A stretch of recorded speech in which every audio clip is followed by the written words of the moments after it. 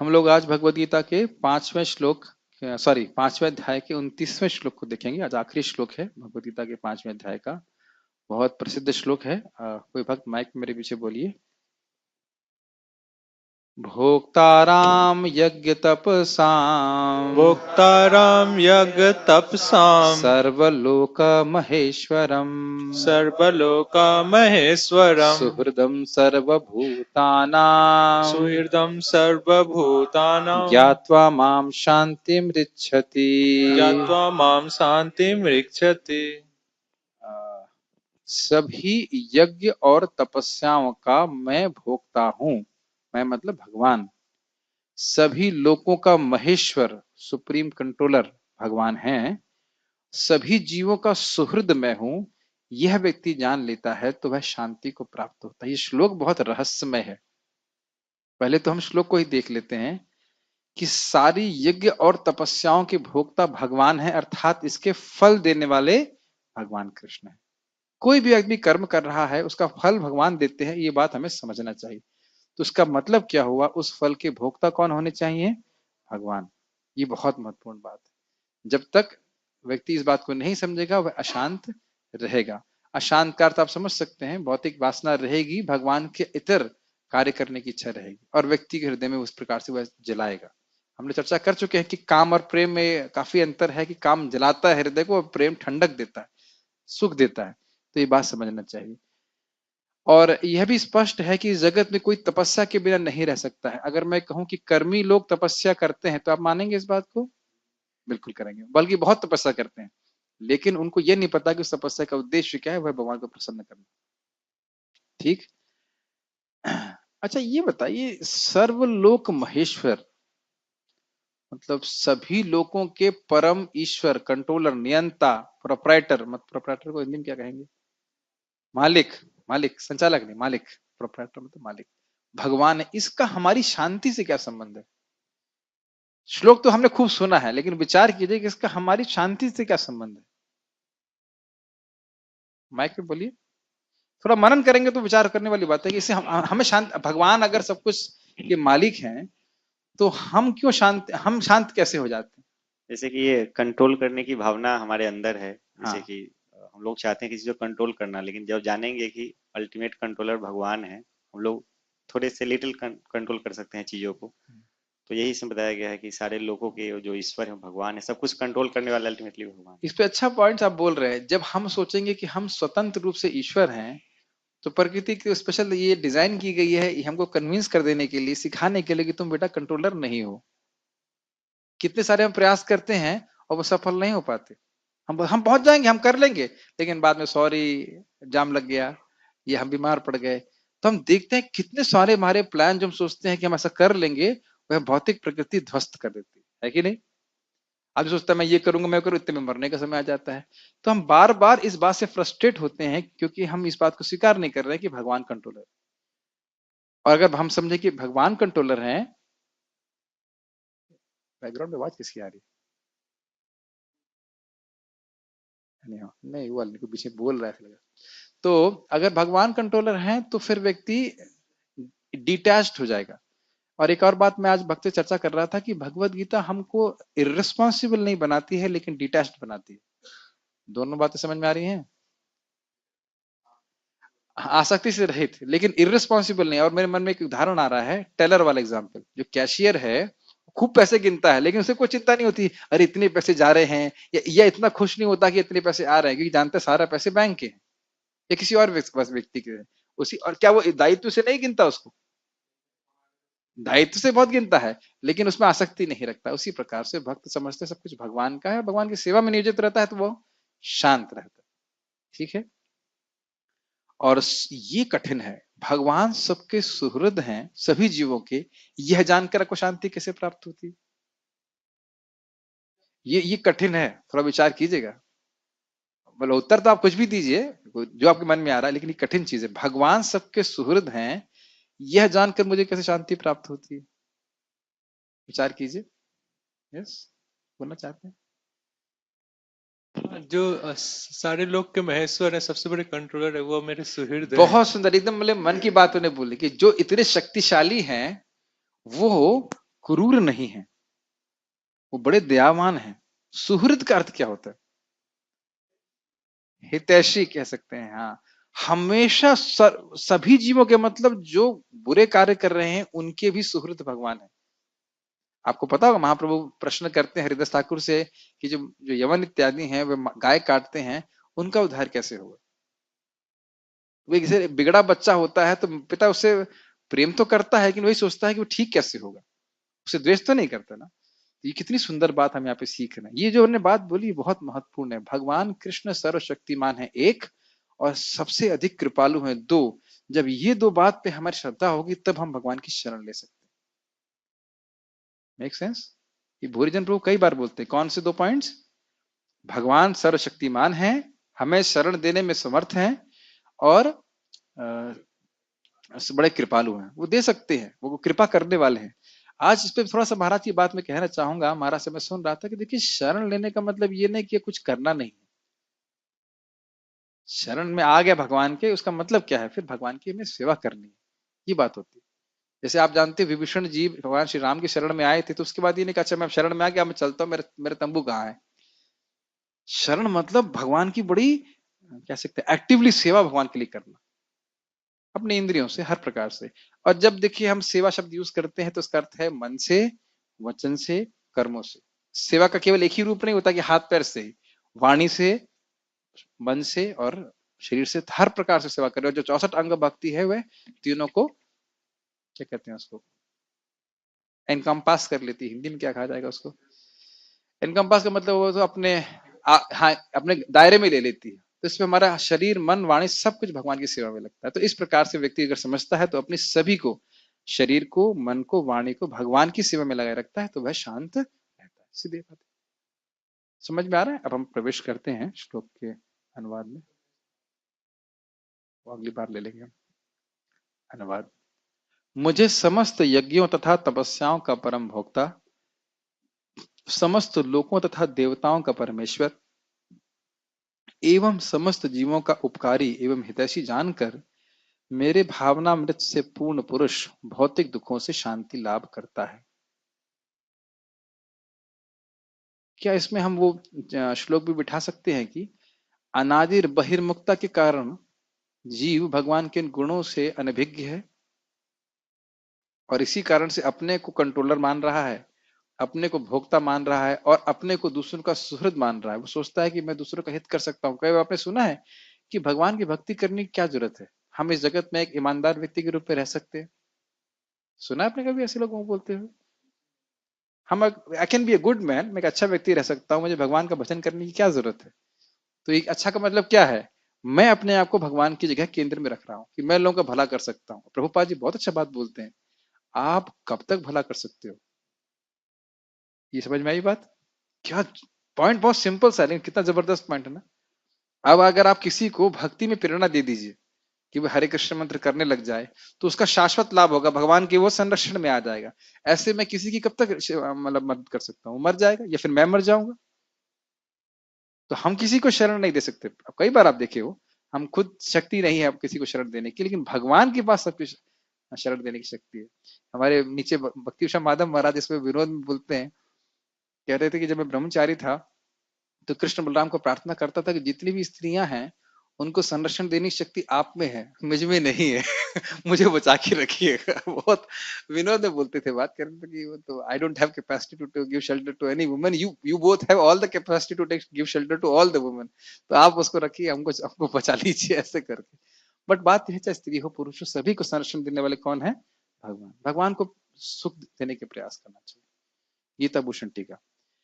यह श्लोक वर्णन करता है कि ऐसा व्यक्ति जो समाधि में स्थित है और जिसने आत्मा का दर्शन प्राप्त कर लिया है, वह परमात्मा की पूजा करने के द्वारा मुक्त हो जाता है। तो बड़ा स्पष्ट है, मतलब आत्मा का अनुभव करने के बाद वह भगवान की भक्ति करता है तो वह मुक्त हो जाता है। परमात्मा सभी यज्ञों और तपस्याओं के पालक हैं, अर्थात वे ही सभी साधनाओं का फल देने वाले हैं। बहुत सुंदर बात है, कितनी सुंदर बात है ना। मैं महाराज की ही बात रिपीट करूंगा। देखिए, हमें साधना करना चाहिए, लेकिन कभी साधना का अहंकार नहीं करना चाहिए। साधना का फल देने वाले कौन है?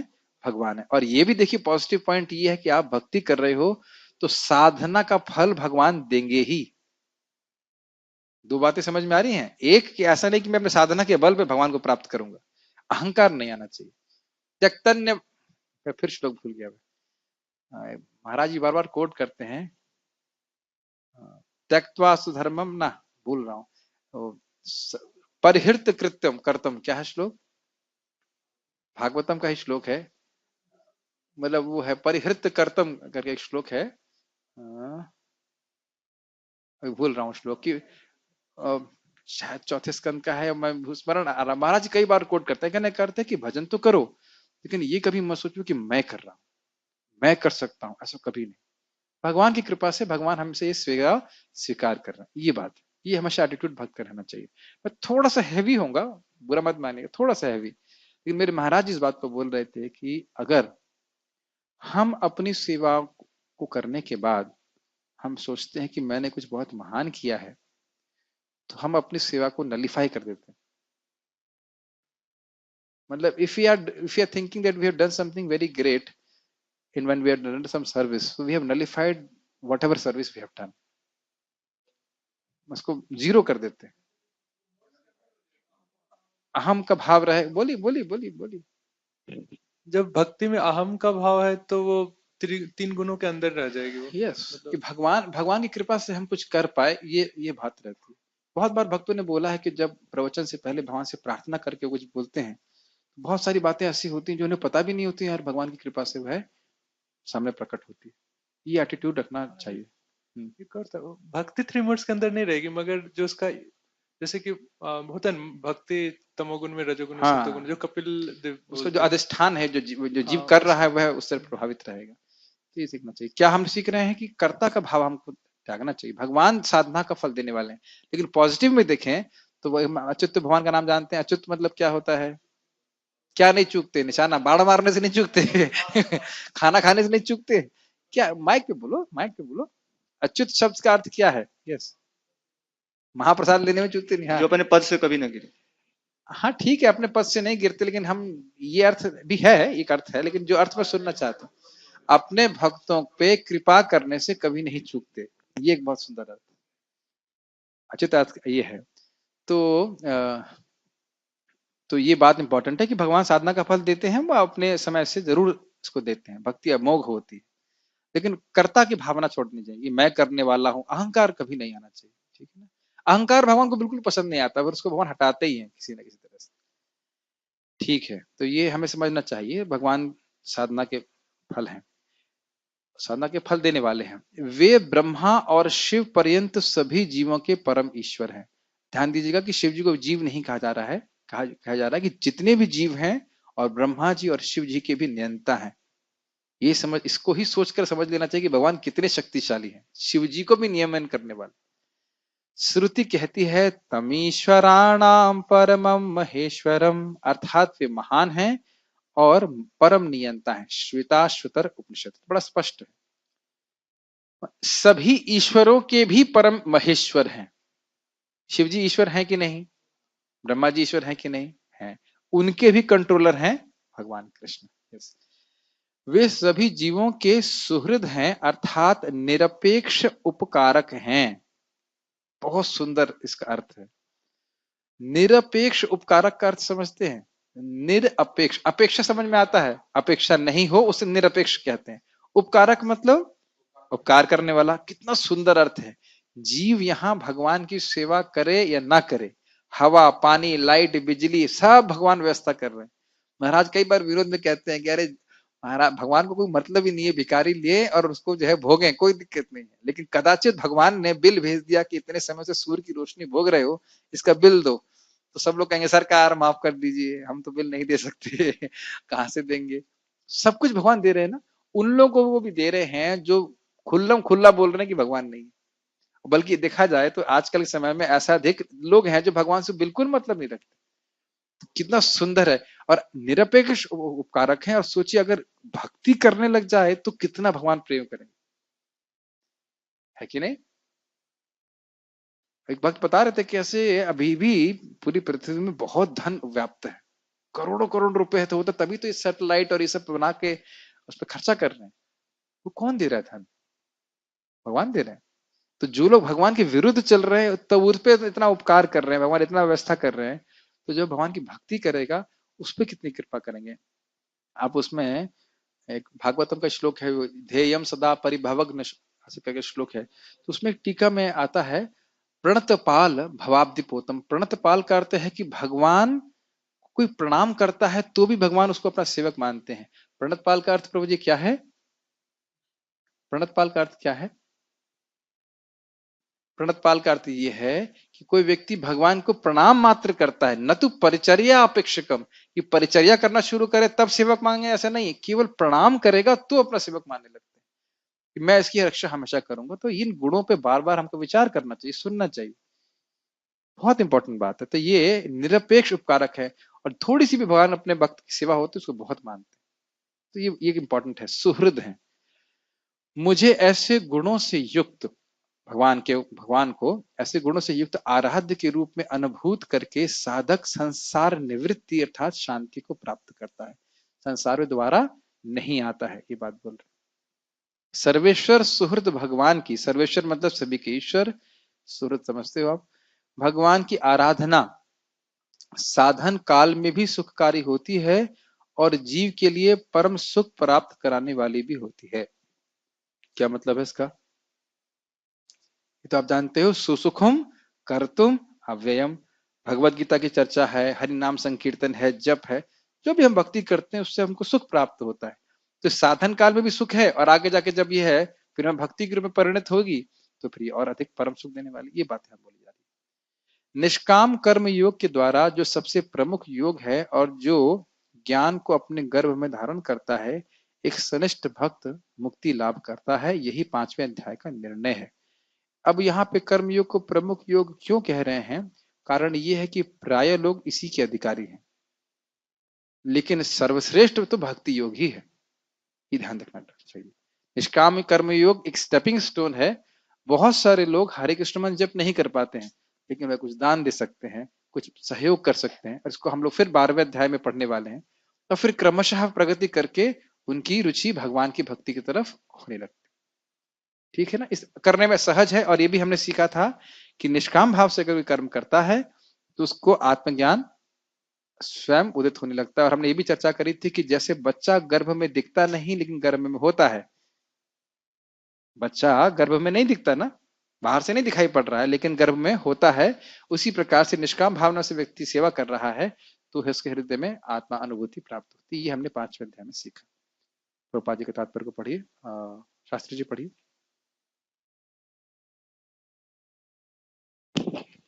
तात्पर्य, माया से बसीभूत सारे बद्ध जीव इस संसार में शांति प्राप्त करने के लिए उत्सुक रहते हैं, किंतु भगवत गीता के इस अंश में उत्सुक रहते हैं मतलब सुख की तलाश हमेशा करते, मतलब उत्सुक मतलब बहुत, हाँ ये शब्द मैं सुनना चाह रहा था, ढूंढते रहते। उत्सुकता मतलब कहाँ है, कहाँ है, शांति कैसे प्राप्त होगी, क्या स्त्री प्राप्त करके हो जाएगी, क्या धन प्राप्त करके हो जाएगी, वैभव प्राप्त करके हो जाएगी, क्या चीज करके वो प्राप्त हो जाएगी।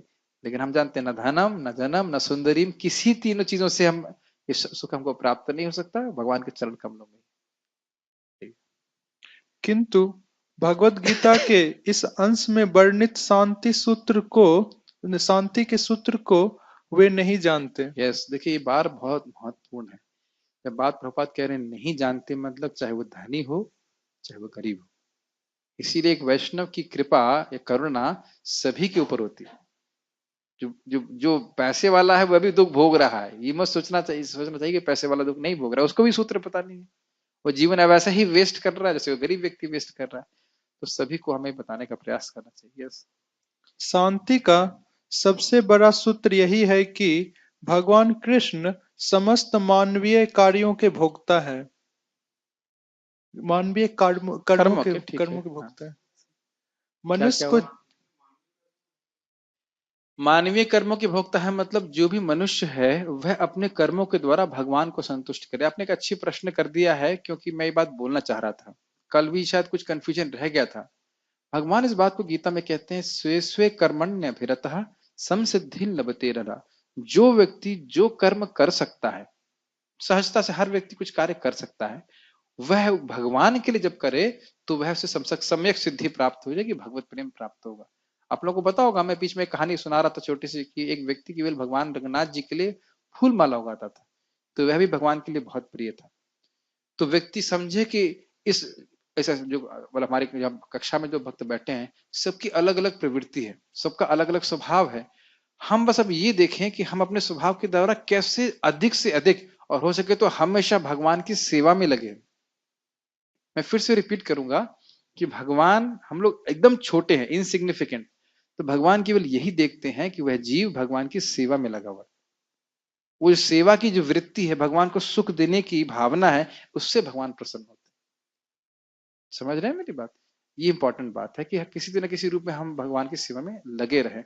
ये बहुत महत्वपूर्ण बात है, और उससे व्यक्ति शांत हो जाएगा, सुखी हो जाएगा। यस, समस्त मानवीय कर्म, हाँ, ये एक अच्छा प्रश्न हो गया। मानव लोग कर्म करते क्या हैं?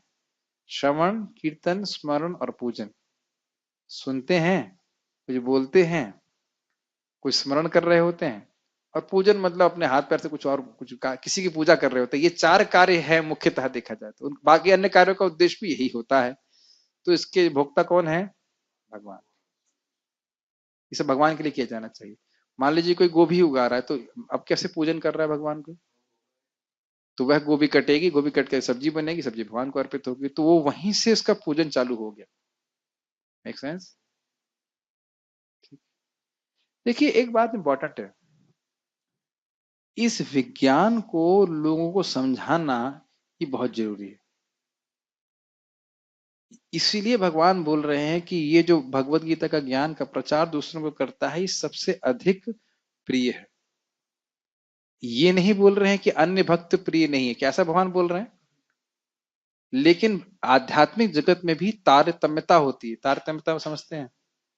इससे अधिक कुछ है क्या? दास्य भाव के भक्त भगवान को प्रिय नहीं है? शास्त्री जी बताइए। है हैं। और साख्य वाले, है और फिर वात्सल्य वाले, हाँ है और फिर माधुर्य वाले। हम्म, लेकिन क्या इन रसों में भी तारतम्यता है कि नहीं है? तो क्या इससे कोई दूसरा रस जो वो हीन हो गया? देखिए, शब्द बड़े बहुत ध्यान पूर्वक बोलना सीखना चाहिए। ये कहीं शास्त्र में वर्णन नहीं है कि दास से रस वात्सल्य से हीन है। बहुत, हाँ, ध्यान पूर्वक सुनिएगा, ये हीन शब्द नहीं उपयोग हो रहा है। रूप गोस्वामी मुझे बोल रहे हैं, अगर आप निरपेक्ष रूप से देखते हो तो तारतम्यता है,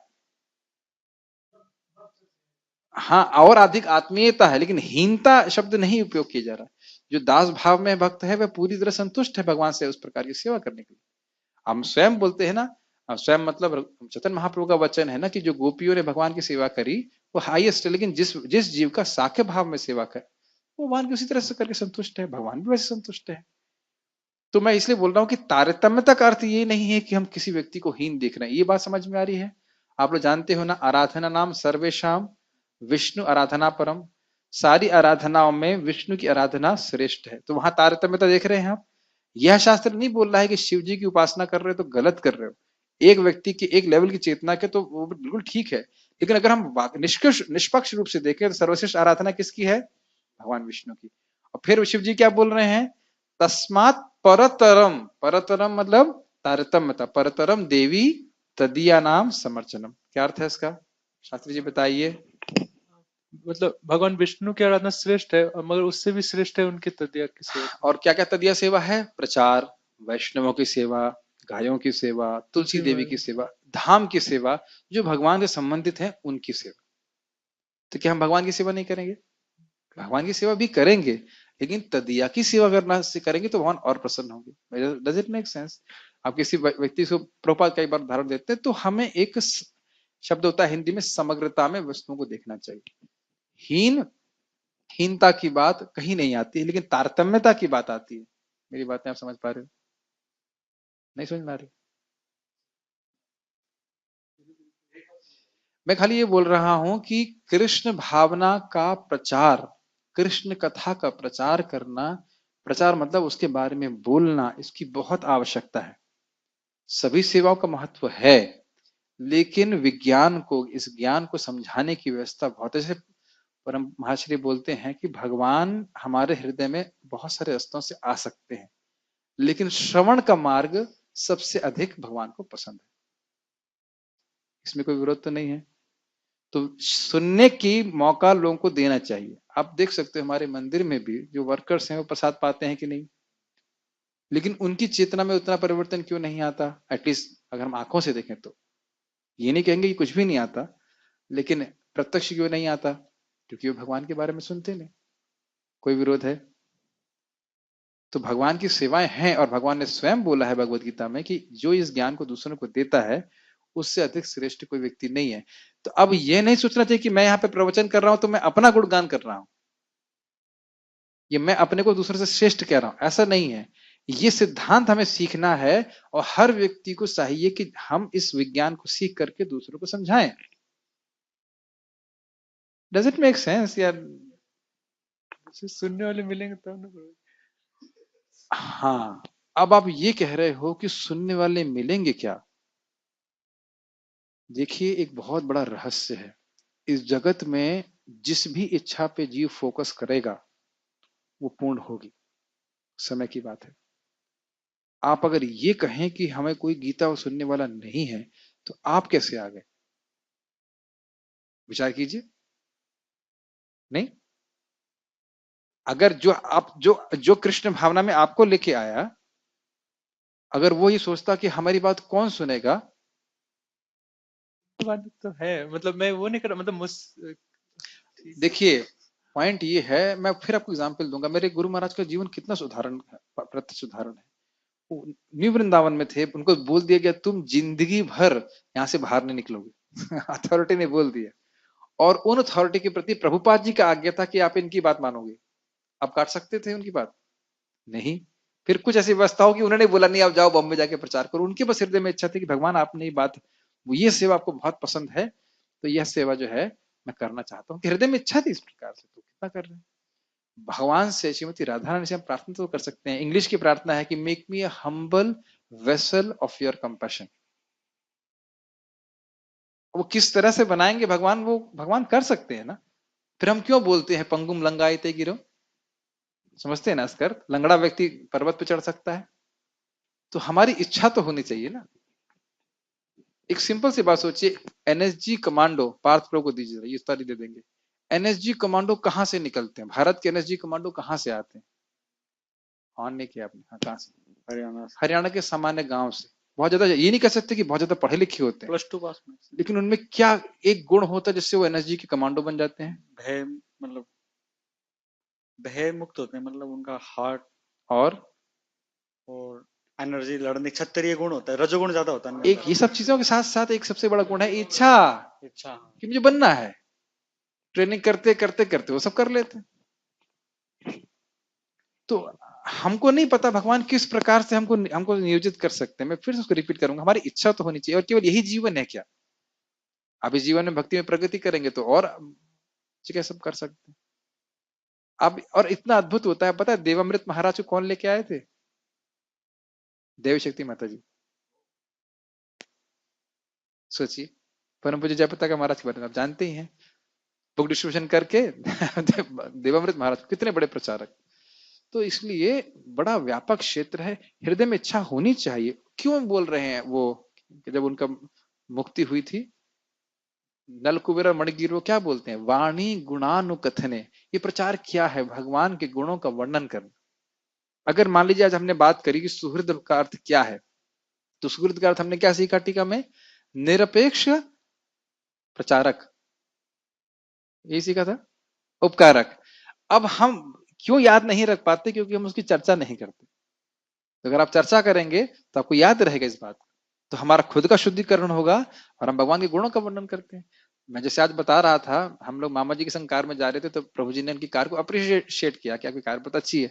तुरंत वो चालू हो गए, हाँ इसके ग्राउंड क्लियरनेस ऐसा है, ये है वो है। तो मैंने कहा देखिए आप प्रचार कर रहे हैं ना क्या? कहते नहीं मैं तो कोई प्रीचिंग नहीं कर रहा। वो सोच रहे मैं गीता की बात कर रहा हूँ। मैंने कहा नहीं, आप कार के गुणों का वर्णन कर रहे हैं।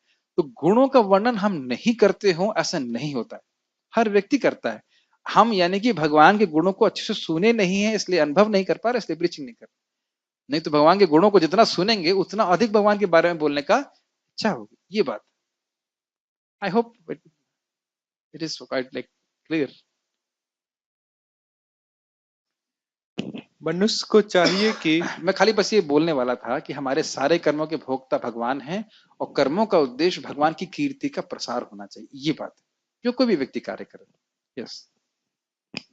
मनुष्य को चाहिए कि प्रत्येक वस्तु भगवान की दिव्य सेवा में अर्पित कर दे, क्योंकि वे ही समस्त लोकों तथा उनमें रहने वाले देवताओं के स्वामी हैं।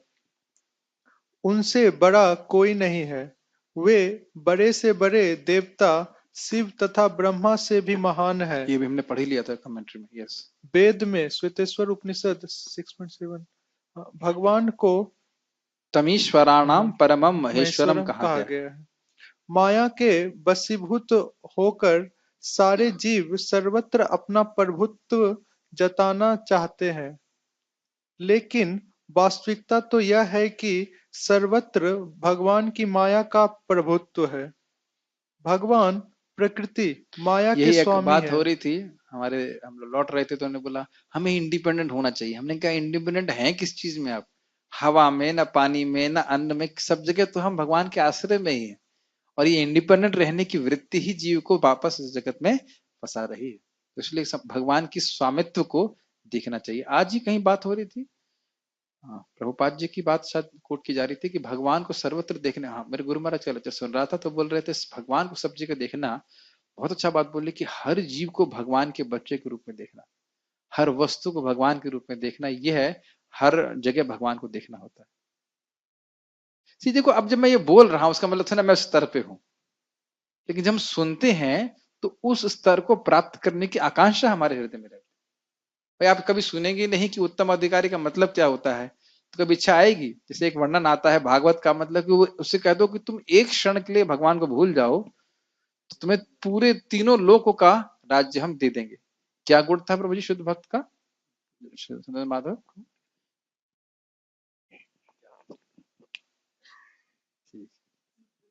आप बताइए। अभी बताया ना मैंने, शुद्ध भक्त का ये गुण है कि उसको बोलिए कि तीनों लोग का राज दे देंगे अगर तुम आधे सेकंड के लिए भगवान को भूल जाओ। तो क्या उत्तर है शास्त्री जी? ना ना ना, नहीं कर सकता। तो जब हम क्या स्तर पे हम लोग हैं, हम नहीं है, लेकिन जब हम सुनते हैं तो हमारे हृदय में इच्छा एक सीड के रूप में आती है, काश मैं ऐसा भक्त बन सकता। Make sense? तो इसलिए सुनना तो चाहिए ना उन गुणों के बारे में। उनको दीजिए पढ़ने को। आपका मन कहाँ है, समझ नहीं। अच्छा, दशम स्कंद की लीला चिंतन कर रहे लग रहा है। कुछ कैसा लग रहा है, कुछ चिंतन चल रहा है आपका।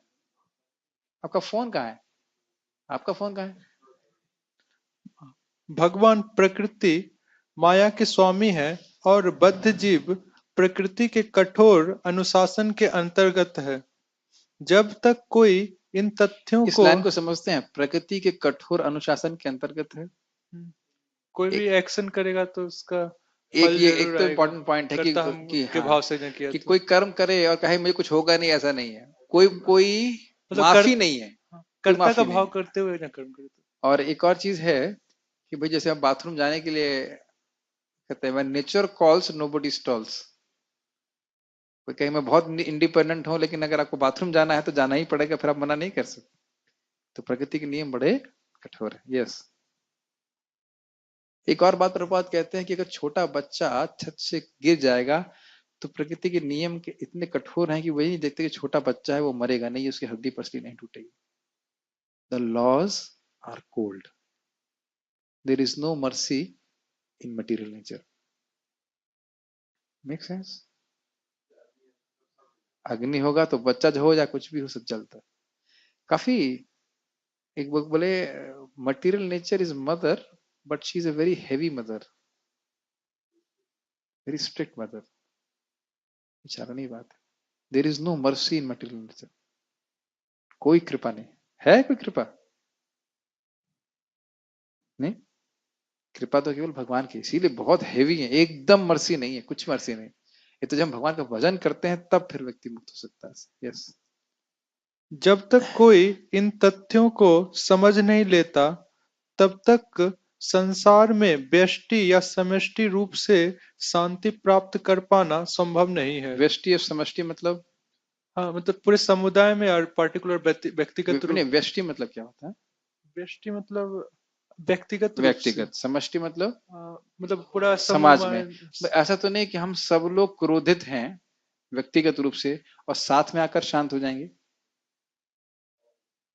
और अगर हम सब लोग व्यक्तिगत रूप से शांत हैं तो साथ में आके झगड़ा करेंगे।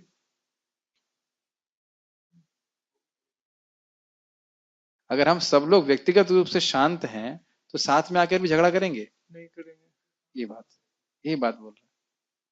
नहीं समझ में आई बात? ठीक। कृष्ण भावनामृत का यही अर्थ है। भगवान कृष्ण परमेश्वर हैं तथा देवताओं सहित सारे जीव उनके उनके आश्रित हैं। पूर्ण कृष्णा भावनामृत में रहकर ही पूर्ण शांति प्राप्त की जा सकती है। यह पांचवा अध्याय कृष्ण भावनामृत की, जिसे सामान्यतया कर्मयोग कहते हैं, व्यवहारिक व्याख्या है। मतलब किस प्रकार से कर्मयोग संपादित करना चाहिए। यस। यहाँ पर इस प्रश्न का उत्तर दिया गया है कि कर्मयोग से मुक्ति किस तरह प्राप्त होती ये है। हमने देखा ना, कर्मयोग करने से हृदय में आत्मज्ञान प्रकाशित होता है, फिर भगवान के बारे में समझता है और मुक्त हो जाता है। यस। कृष्ण भावनामृत में कार्य करने का अर्थ है परमेश्वर के रूप में भगवान के पूर्ण ज्ञान के साथ कर्म कर्म करना। वो पूर्ण ज्ञान इस श्लोक में वर्णित है। भगवान भोक्ता है, भगवान महेश्वर है, भगवान सुहृद है, उनकी प्रसन्नता के लिए कार्य करना है। यस। ऐसा कर्म दिव्य ज्ञान से भिन्न नहीं होता। समझ में आया? वही पॉइंट कि इस निष्काम कर्म के गर्भ में दिव्य ज्ञान आत्मज्ञान रहता है, अलग से प्रयास की आवश्यकता नहीं। यस। प्रत्यक्ष कृष्ण भावनामृत भक्ति योग है और ज्ञान योग वह पाथ है जिसमें भक्ति योग प्राप्त किया जाता है। मतलब ज्ञान योग की समाप्ति के बाद या उसके बाद नेक्स्ट सोपान है अष्टांग योग के बाद फिर भक्ति प्राप्त होती है। यस।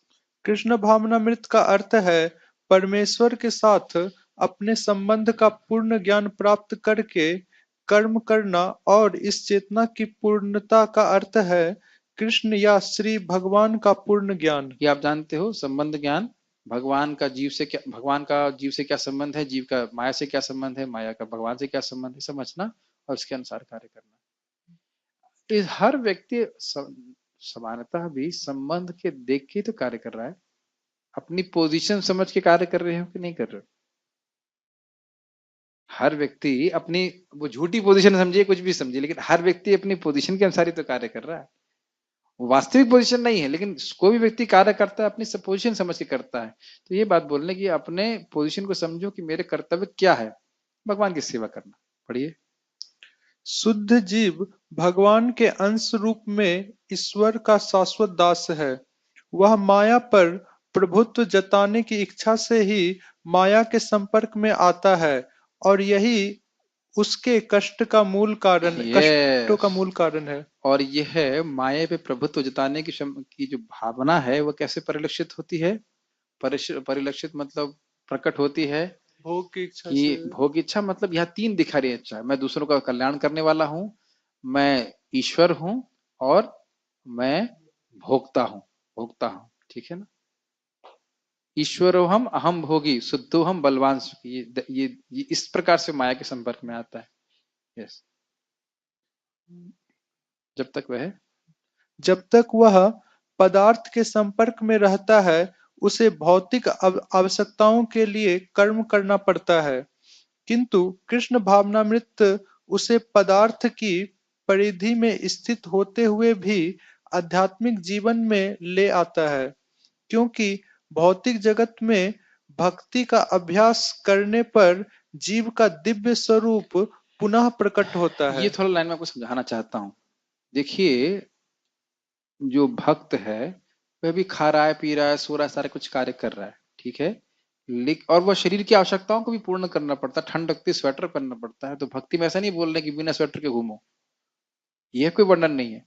लेकिन इन सब कार्यों का जब संपर्क भगवान की तरफ होता है तो वह कौन सी मुक्ति कहलाते हैं इसको?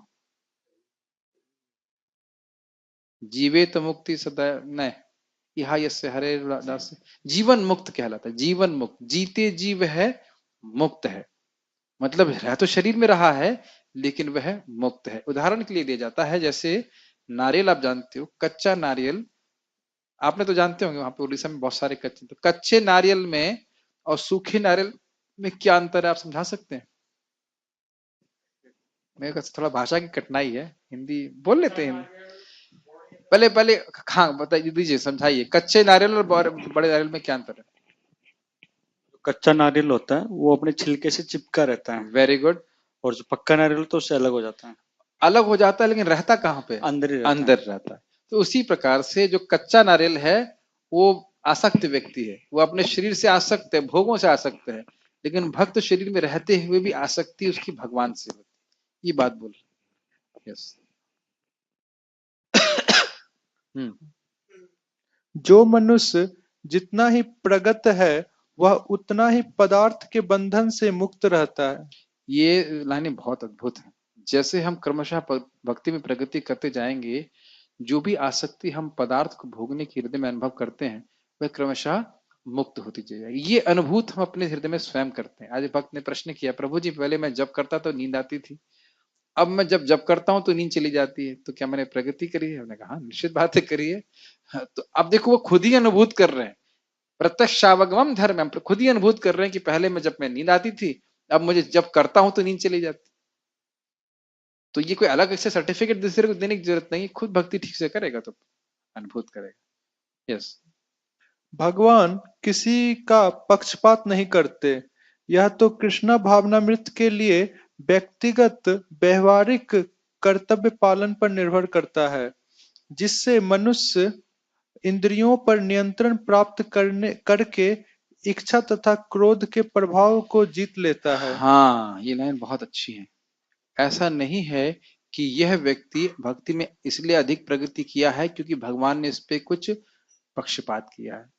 फॉर्मूले बड़े सिंपल हैं। जो व्यक्ति इस विज्ञान को सीधे सही तरीके से अप्लाई करता है, मतलब व्यवहार, प्रभुपाद बोले व्यवहारिक रूप से कर्तव्य पालन करता है, तो वह उसका अनुभव करता है। बीमारी स्टैंडर्ड है और अगर उसकी दवा हम लेते हैं तो उसको लाभ होता है। जैसे मेरे को कुछ शरीर की प्रॉब्लम था, वही इनको भी प्रॉब्लम है, तो मैंने आपको उसी डॉक्टर के पास भेज दिया।